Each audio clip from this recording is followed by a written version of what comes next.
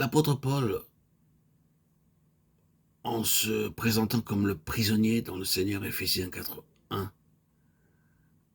prisonnier de Christ, Éphésiens 3:1, aperçu par ces paroles le souverain gouvernement de Dieu.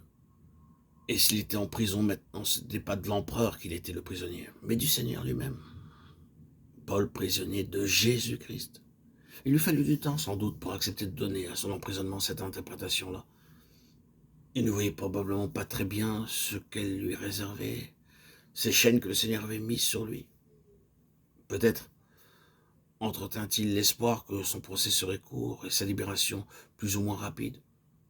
Il semble bien, d'après sa correspondance, qu'il ait caressé le projet de poursuivre son ministère parmi les saints. Il lui était si cher. En fait, il eut probablement une courte période de liberté après son premier emprisonnement. Et pour finir, cependant, il accepte de bon gré ce qui lui apparaît toujours plus clairement comme étant la volonté de Dieu.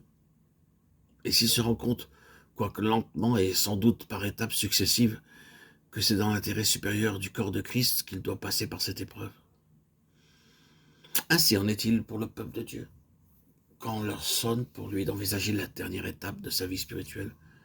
Car la révélation de Jésus-Christ n'est pas simplement une question de salut personnel.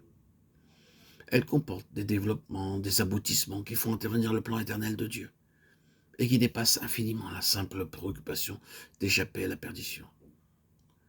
Quand donc le moment est venu pour l'Église de regarder en face ces choses suprêmes, Dieu nous impose des limitations de toutes sortes.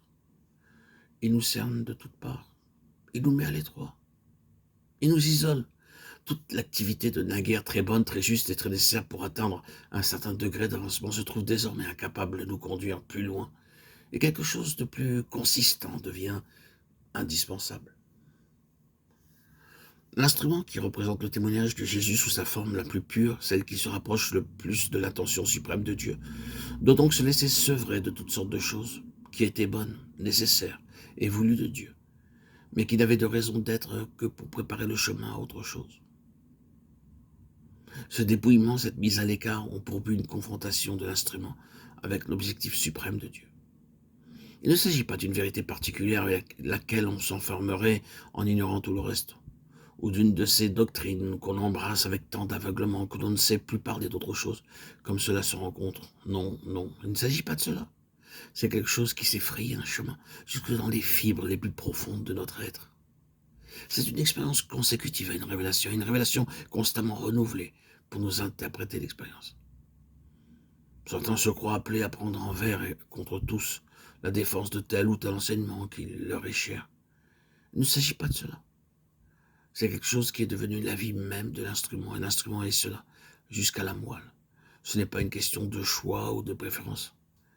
C'est un fait qu'on ne peut que constater. Il ne peut pas en être autrement. On est prisonnier. Et c'est Dieu, dans sa souveraineté, qui l'a voulu ainsi.